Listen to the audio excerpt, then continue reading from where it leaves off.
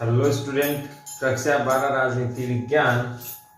हमारे राजनीतिक अपराधीकरण topic complete हो चुका है और इसमें अब बचा है भ्रष्टाचार, जिसे हम अंग्रेजी में करप्शन भी कहते हैं। और भारतीय राजनीति में जबरदस्त मुद्दा है।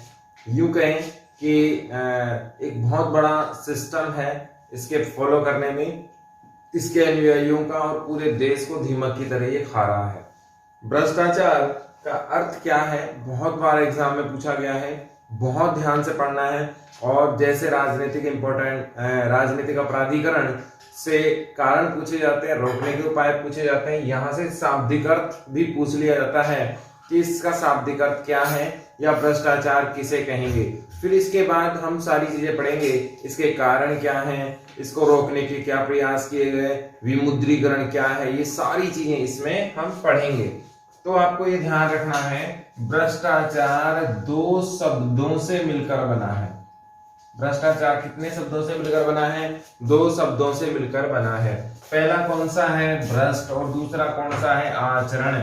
आचरण का मतलब ये होता है एक प्रकार से कि आप क्या कर रहे हैं, आपके कार्यशैली कैसी है। हर व्यक्ति का आचरण अलग अलग है। हर व्यक्ति, चाहे वो गवर्नमेंट हो चाहे वो प्राइवेट हो, उसको अपनी ड्यूटीज करनी होती है, उसको अपना कार्य निर्धारित जो किया गया है वो पूरा करना है। उसे हम कर्तव्य भी कह सकते हैं। फॉर एग्जाम्पल, एक गवर्नमेंट कर्मचारी या यूं कहें वर्कर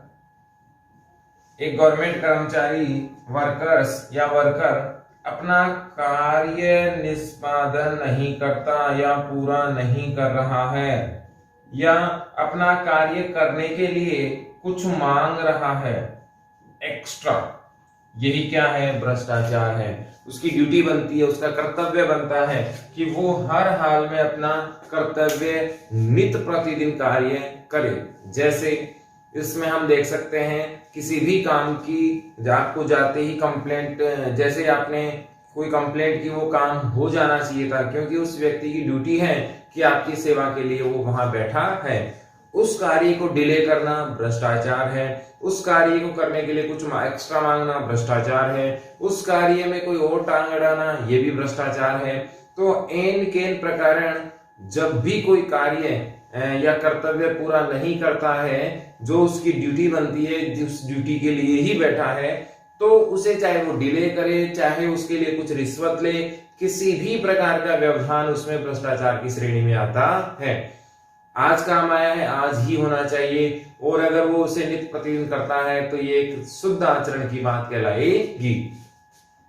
तो ऐसा व्यक्ति जिसका आचरण क्या हो? भ्रष्ट हो। अब भ्रष्ट का मतलब क्या है, हम बहुत अच्छे से समझते हैं। भ्रष्ट का मतलब क्या है? अपने नैतिकता को छोड़ देना, अपने शुद्ध आचरण को छोड़ देना, अपने कर्तव्य को छोड़ देना, जो उसे कार्य दिया गया है उसे हटा देना, क्या है? भ्रष्टाचार कहलाता है। इंडियन सिस्टम तो ऐसा डेवलप हो गया है कि जैसे इंजीनियर किसी फाइल को पास करेगा तो उस अमाउंट का 5% उसे मिलेगा। डॉक्टर कोई प्रोजेक्ट को आगे बढ़ाएगा मेडिसिन में, उसे 5% मिलेगा। तो ये परसेंटेज का जो हिसाब है, ये भ्रष्टाचार की जड़ है। हर गवर्नमेंट कार्य में निश्चित इन्होंने फिक्स कर रखा है कि ये फाइल यहां से यहां जाएगी तो इतना % इनको मिलना ही मिलना है। और ये इतना जबरदस्त एक जाल बनाया हुआ है हमारे सिस्टम में। अभी एजुकेशन की बात करें तो हर जगह यहाँ भी भ्रष्टाचार है। चाहे आप बड़ी कॉलेजों में एडमिशन ले रहे हैं तो डोनेशन सिस्टम में भी भ्रष्टाचार है, कि कहीं ना कहीं शॉर्टकट रास्ते अपनाए जा रहे हैं। ये भी एक प्रकार का क्या है? भ्रष्टाचार ही है। योग्य व्यक्ति पीछे रह जाते हैं, अयोग्य व्यक्ति आगे आ जाते हैं। गवर्नमेंट जॉब के लिए भी बहुत सारा पैसा दिया जाता है, वो भी एक प्रकार से रिश्वत है, भ्रष्टाचार ही है। तो भ्रष्टाचार, जिसे हम अंग्रेजी में क्या कहते हैं? करप्शन कहते हैं। कितने शब्दों से मिलकर बना है? दो शब्दों से मिलकर बना है। पहला है भ्रष्ट और दूसरा आचरण। आचरण का मतलब है कार्य। हम जो काम कर रहे हैं और वो अगर गलत है, नैतिकता आधारित नहीं है, कर्तव्य आधारित नहीं है, तो क्या कहलाएगा? भ्रष्टाचार कहलाएगा। अब इसकी एक एक बात आपको बहुत ध्यान से देखनी है, क्योंकि इसकी परिभाषा आपसे पूछी जाएगी। ऐसा आचरण जो नैतिकता के विरुद्ध हो, अनैतिक हो और अनुचित हो। हमने संविधान क्यों चाहिए, 11th क्लास में ये बात हमने पढ़ी थी। जो सिस्टम के विरुद्ध हो वो सब गलत है, जो नियमों के विरुद्ध हो वो भी सब गलत है, जो समाज के विरुद्ध है वो भी सब गलत है। क्या हम में से कोई रोड पर चारपाई डाल के सो सकता है? नहीं सो सकता। एक एडजस्टमेंट है, कुछ समय के लिए है, लेकिन अगर वहां से व्हीकल गुजर रहे हैं तो आपको हटानी ही पड़ेगी। क्या हम रोड पर मकान बना सकते हैं? नहीं बना सकते, सिस्टम के क्या है, विरुद्ध है। तो जो अनुचित है वो नहीं हो सकता, जो अनैतिक है वो नहीं हो सकता। यदि ऐसा हो रहा है तो क्या है, भ्रष्टाचार है। फिर से देखते हैं, ऐसा कार्य, ऐसा आचरण जो क्या है, नैतिकता के विरुद्ध हो और जो किसके हो, नियमों के विरुद्ध हो। अनुचित क्या है, तो सिस्टम के विरुद्ध है, नियमों के विरुद्ध है, कानून के विरुद्ध है, समाज के विरुद्ध है, वो सब क्या है, अनुचित है। आपने देखा होगा कोई भी भ्रष्टाचारी चेक नहीं लेता, क्योंकि वो सिस्टम में आ जाएगा, दिखाएगा पैसा तो वो जेल चला जाएगा। तो ये सब हिडन काम है, टेबल के नीचे से लेते हैं, चोरी छिपे लेते हैं। क्यों लेते हैं? क्योंकि ये अनुचित है। जब कोई व्यक्ति नियमों या न्याय व्यवस्था के विरुद्ध जाकर, जब कोई व्यक्ति नियमों या न्याय व्यवस्था के विरुद्ध जाकर, यहां पर सबसे इंपॉर्टेंट है स्वार्थपूर्ण, अपने लिए, यानी कि उसका जो प्रॉफिट होगा, उसका जो बेनिफिट होगा, वो ग्रुप को भी हो सकता है और इंडिविजुअल उस पर्सन को भी हो सकता है।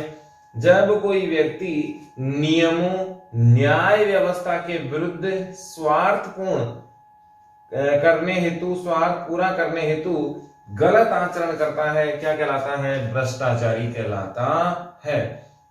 शब्दों पर फिर गौर करना। एक तो क्या हो, नियमों के विरुद्ध हो, समाज के नियम हो, न्याय व्यवस्था के नियम हो, न्याय व्यवस्था के नियम हो जो समाज में हमारे चलते हैं सिस्टम के। इनको अगर तोड़ता है किस उद्देश्य से, स्वार्थ पूरा करने के उद्देश्य से, और काम कैसा करता है, गलत आचरण का मतलब क्या है, कार्य। तो अपना जो कार्य है उसको छोड़कर गलत कार्य यदि करता है तो क्या कहलाएगा, भ्रष्टाचारी कहलाएगा। परिभाषा पूछी गई है, आगे भी पूछी जाएगी, आपको बहुत ध्यान से देखना है। सवाल आता है भ्रष्टाचारी किसे कहते हैं, स्पष्ट कीजिए। बहुत इंपॉर्टेंट सवाल है, आपको याद रखना है, पहले भी ये पूछी जा चुकी है, आगे भी आपको ध्यान रखना है। तो ऐसा व्यक्ति जो जिसका आचरण कैसा है, अनैतिक है और अनुचित है। परिभाषा क्या होगी, जब कोई व्यक्ति नियमों न्याय व्यवस्था के नियमों के विरुद्ध जाकर अपना स्वार्थ पूरा करने के लिए क्या करता है, गलत आचरण, गलत कार्य, गलत ड्यूटी निभाता है, तो क्या कहलाएगा, करप्ट पर्सन या भ्रष्टाचारी व्यक्ति कहलाएगा। कर्तव्य पूरा नहीं करता है, ये इसका मूल एजेंडा है। जो ड्यूटीज है वो पूरी नहीं करता और उसको करने के लिए एक्स्ट्रा कुछ मांगता है, तो क्या कहलाएगा, भ्रष्टाचार कहलाएगा। भ्रष्टाचार में हमने ये तो देख लिया कि वास्तव में भ्रष्टाचार क्या होता है। अब इसको रोकने के उपायों की बात करें तो उससे पहले हम एक दो बातें और जानना चाहते हैं कि भ्रष्टाचार का मूल कारण क्या है। वास्तव में ये कहानी अपनी नियुक्ति के साथ ही शुरू होती है। जैसे ही कर्मचारी सीट पर जाता है, अपनी जो लोक सेवक है, सरकारी कर्मचारी को लोक सेवक भी कहा जा सकता है, लोगों की सेवा करने वाला व्यक्ति। तो जैसे ही वो अपना पद प्राप्त करता है उसी समय उसे बहुत पैसा देना पड़ जाता है, उस पैसे की भरपाई वो भ्रष्टाचार के जरिए करता है, एक कारण। दूसरा कारण क्या है कि आज विलासितापूर्ण जिंदगी होना या सिस्टम में बने रहने के लिए बहुत पैसा होना बहुत जरूरी है। गाड़ी, बंगले, बैलेंस, ये सब चीजें एक नंबर की ईमानदारी से या सैलरी से संभव नहीं हो सकती, इसीलिए वो भ्रष्टाचार का रास्ता अपनाता है। दूसरा कारण। तीसरा कारण क्या होता है कि कोई व्यक्ति यदि ईमानदार भी होता है तो उसे सिस्टम में बने रहने के लिए बाकी के साथ चलना बहुत जरूरी है। 99% अगर कचरा है तो 1% शुद्धता भी उस कचरे में ही शामिल होना पड़ता है, क्योंकि उस सिस्टम को बदल नहीं सकता अकेला जब तक कोई बाहरी ताकत उसके साथ ना आए, बहुत सारा समूह उसके साथ ना आए। इसीलिए ना चाहते हुए भी उसे उस भ्रष्टाचार में शामिल होना पड़ता है। चौथा कारण क्या है कि जो देने वाले लोग हैं वो भी बहुत ज्यादा हैं। आज कोई सिस्टम में आना ही नहीं चाहता, बहुत फास्ट ट्रैक उनको काम चाहिए, कि आज फाइल है तो उसे बहुत जल्दी ही गलत तरीके से, अवैध तरीके से, अगर उसमें कमी है तो वो कमी को पूरा नहीं करना चाहते, बल्कि उसी को ही सिस्टम बनाना चाहते हैं, कमी को ही बने रहना देना चाहते हैं, पैसे के दम पर उस कमी को लीगल करवा लेते हैं। तो जब तक देने वालों की संख्या ज्यादा है, भ्रष्टाचार में पैसा लेने वालों की संख्या की कमी की उम्मीद नहीं की जा सकती। हम हमारी बात करें तो हम भी किसी भी जगह अगर जाएंगे, वहां काम अगर नहीं हो रहा है तो 100-200 रुपए देकर वहां पर काम करवाने की कोशिश हम करते हैं। उसे हम साइड से एक तरीके से कहें तो भ्रष्टाचार ही है। तो मुख्य ये 3-4 कारण हैं जिससे हम भ्रष्टाचार को नहीं रोक पा रहे हैं। ये मूल कारण है। मैं एक अपनी राय रखता हूं कि हमारे डीएनए में ही भ्रष्टाचार है, यानी कि जब से हमारा जन्म होता है तभी से हमारे समाज में ऐसी बातें घुलती रहती हैं, हमारे जीवन में ऐसा सिस्टम है कि हर चीज के लिए भ्रष्टाचार हमारे यहाँ देखने को मिलता है। तो भारतीयों के डीएनए में ही कहीं ना कहीं क्या है, करप्शन बसा हुआ है, या यूं कहें हमारी हवा। अब आप समझ सकते हैं कितने बड़े लेवल पर यह भ्रष्टाचार हो रहा है। आलपिन से लेकर एरोप्लेन तक भ्रष्टाचार के आरोप लग रहे हैं। इसमें देखें तो ऐसा नहीं है कि हमने कानून नहीं बनाया, ऐसा नहीं है कि हमने सिस्टम डेवलप करने की कोशिश नहीं की। इसमें बहुत बड़ा आंदोलन आपने देखा होगा, आम आदमी पार्टी को लेकर हुआ था। आम आदमी और अन्ना हजारे, इनका नाम आपने सुना होगा। रामलीला मैदान दिल्ली में इन्होंने प्रदर्शन किया था। महाराष्ट्र के रालेगांव के ये अन्ना हजारे हैं और इन्होंने जबरदस्त तरीके से पूरे देश को एक कर दिया था। भ्रष्टाचारियों की नींद इन्होंने उड़ा दी थी, लेकिन इनकी जो शर्तें थी वो लागू आज भी नहीं हुई। लोकायुक्त अगर है तो बहुत कमजोर है, और ये जिस सिस्टम में लाना चाहते थे भ्रष्टाचार को हटाने के लिए, वो सिस्टम आज भी लागू नहीं हुआ। उस सिस्टम के तहत प्रधानमंत्री की कुर्सी भी जानकारी के तहत होगी, लेकिन फिर कुछ ज्यादा ही हो जाएगा। यदि प्रधानमंत्री ही स्वतंत्र नहीं है तो फिर देश भी कहीं ना कहीं प्रतंत्र हो जाएगा, एक सिस्टम ही नया बन जाएगा। इस आंदोलन के तहत ये था कि किसी भी व्यक्ति के बारे में जानकारी लेना जनता का प्राथमिक अधिकार होगा। कोई भी विभाग जब चाहे उससे जानकारी ली जा सकती है। वैसे तो हमारे यहाँ आरटीआई है, राइट टू इंफॉर्मेशन, सूचना का अधिकार, जो 2005 से लगातार जारी है, लेकिन ये भी इतना प्रभावी नहीं है क्योंकि इससे ऊपर भी बहुत सारे शॉर्टकट इन्होंने निकाल रखे हैं। अब हम इधर बात करते हैं तो ऐसा कानून जो सबसे इंपॉर्टेंट है, सर्वाधिक इंपॉर्टेंट है, वो भ्रष्टाचार निरोधक कानून है। इसके तहत यदि कोई व्यक्ति के खिलाफ शिकायत मिलती है तो भ्रष्टाचार निरोधक ब्यूरो, उसके जो लोक सेवक हैं, उसके जो कर्मचारी हैं, वो सीधे तौर पर कार्रवाई करते हैं। इनके पास बहुत सारे प्रकार के कानून हैं। वे नोट को एक प्रकार का, अलग प्रकार का केमिकल लगाते हैं और उस पर वो साबित हो जाता है कि इस व्यक्ति ने रिश्वत ली है। बहुत सारे प्रकार की वीडियोग्राफी हो सकती है, ऑडियो सबूत इनको मिलने चाहिए। इसके बाद ये त्वरित कार्रवाई करते हैं। एसीबी ने कहा जाता है। इस कानून को संचालन का जिम्मेवारी किसकी होती है? भ्रष्टाचार निरोधक ब्यूरो की होती है। और ये कानून क्रियान्वयन बहुत सहज तरीके से हो, इसके लिए भी विभाग अलग से बनाया गया है। उस विभाग का केवल एकमात्र ही कार्य है भ्रष्टाचार हर हाल में रुकना। लेकिन कहीं ना कहीं ये भी पॉलिटिकल दबाव में, या यूं कहें राजनीतिक एजेंडे में पिसकर रह रहा है। वास्तव में इसका कार्य यदि सुचारू रूप से हो तो भारत से भ्रष्टाचार बिल्कुल समाप्त हो सकता है। सतर्कता आयोग प्रणाली की शुरुआत, ये भी एक बड़ा इंपॉर्टेंट काम किया है भ्रष्टाचार के रोकने के लिए। इसमें क्या किया गया है? प्रत्येक डिपार्टमेंट में एक सतर्कता अधिकारी बनाया गया है। एक इंटेलिजेंस का अधिकारी होगा, वो सारी सूचनाएं एकत्रित करेगा भ्रष्टाचार से संबंधित, और फिर उस पर कार्रवाई की जा सकती है।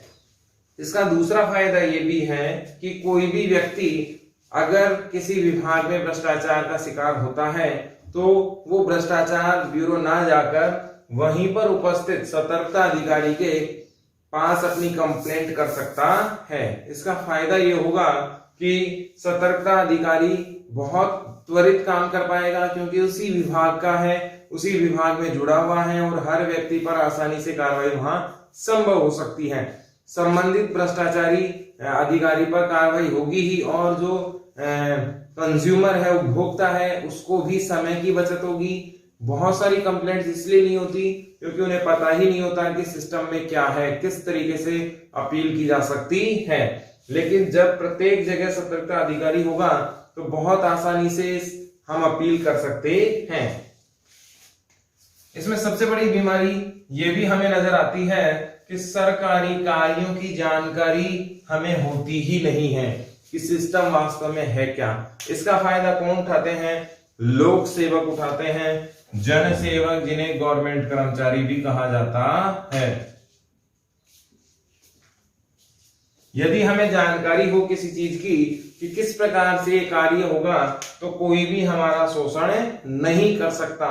ये इस बात का फायदा उठाते हैं और लोक सेवक हमें कहीं ना कहीं भ्रष्टाचार में शामिल कर लेते हैं, मजबूर करते हैं। और यदि हमें सरकारी कार्यों की जानकारी हो जाए, सिस्टम की जानकारी हो जाए, स्टेप बाय स्टेप रूटीन की जानकारी हो जाए, तो हम भ्रष्टाचार को रोक सकते हैं। दूसरा, कोई भी गवर्नमेंट का यदि काम हो तो उसमें जनता की भागीदारी होना जरूरी है।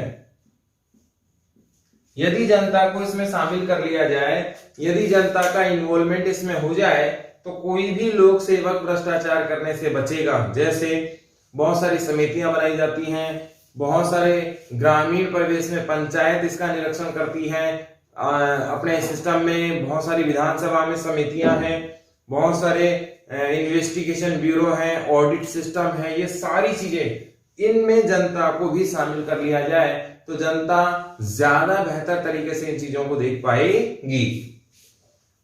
फास्ट ट्रैक कोर्ट, हमारे यहाँ भ्रष्टाचार का कारण ये भी है कि जो न्याय व्यवस्था है, कानून व्यवस्था है, एक बहुत लंबा समय लेती है। इस लंबे समय के कारण जो भ्रष्टाचारी है, करप्ट व्यक्ति है, वो इसका फायदा उठाता है और फिर जो मामला है वो रफा दफा की तरफ पहुंच जाता है। सालों साल भ्रष्टाचार में सजा होने में लग जाते हैं। यदि भ्रष्टाचार के मामले में तुरंत न्याय मिले फास्ट ट्रैक कोर्ट के जरिए, तो कोई भी भ्रष्टाचार करने से बहुत ज्यादा डरेगा। सरकारी कामों में गोपनीयता, अब कई बार क्या होता है, न्यूज लीक हो जाती है और न्यूज लीक होने का खामियाजा किसको भुगतना पड़ता है? आम जनता को टेंडर के रूप में भुगतना पड़ता है। ये भी एक प्रकार का भ्रष्टाचार है। यदि सरकारी कामों में गोपनीयता नहीं होगी तो आम आदमी को नुकसान होगा। जो बहुत कमजोर व्यक्ति है, सरकार के लिए काम करना चाहता है, सिस्टम में काम करना चाहता है, लेकिन उसे भ्रष्टाचारी काम नहीं करने देंगे। इसलिए सरकारी कामों में क्या होनी चाहिए? गोपनीयता होनी चाहिए। संपत्ति जब्त कानून, आप जानते हैं हमारे पास मूल संविधान में मूल अधिकार कितने थे? 7। हमने हटाया कौन सा? संपत्ति का अधिकार।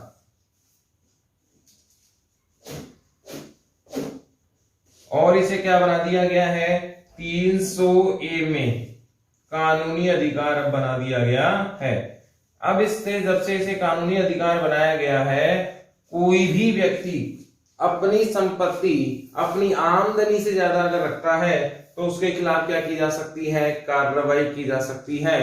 सरकार या ये सभी लोग उससे जान सकते हैं कि भैया आपके पास ये इनकम कहां से आई, सोर्स ऑफ इनकम आपका क्या है, आपकी जो प्रॉपर्टी है पैतृक है तो सिस्टम में पहले से आई हुई है, अगर नहीं है तो आपके ये पैतृक संपत्ति भी क्यों नहीं है, इसे गवर्नमेंट का हक होना ही होना चाहिए। जितने पैसे का आप इनकम टैक्स देते हैं, और यदि इनकम टैक्स से कम है तब तो कोई दिक्कत ही नहीं है। यदि प्रॉपर्टी ज्यादा है, आय से ज्यादा संपत्ति है, तो फिर ऐसे में भ्रष्टाचार का मामला सीधा बनता है। यदि आपके पास प्रॉपर्टी है, आय से ज्यादा भी संपत्ति आपकी है, तो उस पर टैक्स बनता है, वो आप टैक्स पे कीजिए और बहुत शांति जीवन जिए, कहीं कोई आपको डिस्टर्ब नहीं कर सकता। लेकिन आपके पास संपत्ति भी ज्यादा है, आय भी कम है और उसका विवरण गवर्नमेंट में नहीं है, तो फिर आपके खिलाफ भ्रष्टाचार निरोधक ब्यूरो या यूं कहें CBI के फिर छापे होने ही होने हैं, और फिर इसी स्थिति में भ्रष्टाचार वाले जो रूल्स हैं वो आपके खिलाफ होने ही हैं। ऑडिट और छापा जिसे हम कहते हैं वो होना ही होना है। अपने को यहाँ ध्यान रखना है 300A में कानूनी अधिकार बना दिया गया है संपत्ति का अधिकार। भ्रष्टाचार रोकने के उपायों में हम आगे देखें तो उच्च स्तर पर जो निर्णय होते हैं, गवर्नमेंट के जो निर्णय होते हैं, संसद विधानसभाओं में जो निर्णय होते हैं, वे निर्णय कागजी ना बने, मूल स्तर पर तो होंगे ही होंगे, निम्न स्तर पर भी वो लागू होने चाहिए। प्रशासन को इनकी जानकारी होनी चाहिए, लोक सेवकों को इनकी जानकारी होनी चाहिए, और ये तेजी से लागू होने चाहिए। बहुत सारे नियम तो लोक सेवकों को खुद को ही पता नहीं होते, तो वो क्या सिस्टम है इसका हिस्सा नहीं बन पाते हैं। संदिग्ध आचरण वाले, ऐसे व्यक्ति जो भ्रष्टाचार में इन्वॉल्वमेंट रखते हैं, उनके खिलाफ क्या होनी चाहिए, कार्रवाई होनी चाहिए, ताकि इसे रोका जा सके। ये आपको इंपॉर्टेंट है, याद रखना है। बेनामी सौदा अधिनियम कब पारित हुआ था, कब लागू हुआ, 1988 में लागू हुआ। इसको लागू बहुत त्वरित गति से होना चाहिए। इसके जो नियम हैं उन्हें अमल में लाना चाहिए, धरातल पर उतारना चाहिए। बेनामी सौदा का मतलब है ऐसी प्रॉपर्टी जिसका ओनर कोई और है और रजिस्ट्री किसी और के नाम पर हो रही है, काम किसी और का है और नाम किसी और का रहा है, कंपनी किसी और की है और मालिकाना हक किसी और व्यक्ति के नाम का है। बहुत सारे केसेस हम पेपर में पढ़ते हैं कि चाय वाले के खिलाफ 3000 करोड़ का मामला, तो कागज चाय वाले के हैं और प्रॉपर्टी का ओनर कोई और है। तो ऐसे सौदों पर कार्रवाई होनी चाहिए जिससे भ्रष्टाचार रुके। राजनीतिक दलों को जो चंदे मिलते हैं चुनाव के समय, उनकी भी जांच होनी चाहिए, और विमुद्रीकरण को अमल में लाया जाना चाहिए, जिससे जो दबा हुआ धन है, काला धन है, काला बाजारी है, वो समाप्त हो जाए। इसमें आपको ये याद रखना है बेनामी सौदा अधिनियम कब आया, 88 में आया, और इसके रूल्स क्या हैं, बस इतना सा है। जिनका मालिकाना हक किसी और का है, प्रॉपर्टी किसी और की है, ऐसे पर तुरंत कार्रवाई होनी चाहिए।